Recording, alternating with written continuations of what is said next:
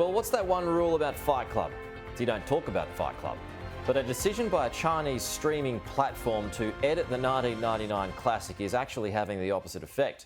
It's got people talking about censorship in China. So for more on this, joining me live now is the former DFAT Australia China scholar, Andrew Phelan. Andrew, good morning to you. This is hilarious, this story. So basically, for the uninitiated, for the viewers at home, there's a character called Tyler Durden who's set about destroying capitalism, basically, and buildings and what have you. But China comes in to save the day, don't they? What do you make of this, and how does this fit into its broader picture of censorship? Good morning to you, Peter. It's just one case of censorship. China is a censorship and surveillance state, and that particularly applies to cinema. And of course, this movie never saw the big screen in China.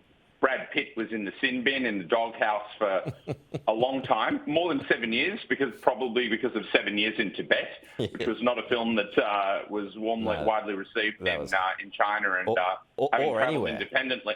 Or anywhere. Having travelled independently in Tibet, I can kind of see why.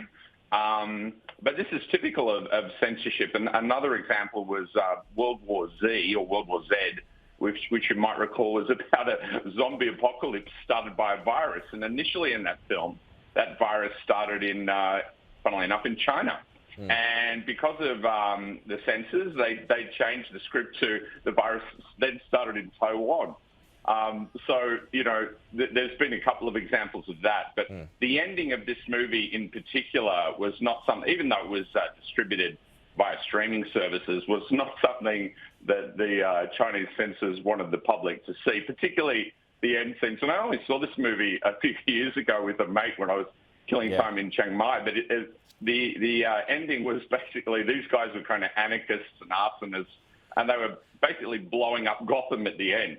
And that was substituted with a script that said, you know, actually these guys were all arrested and given heavy prison sentences. So a bit of poetic license there by the Chinese Communist Party. Yeah, exactly, yeah.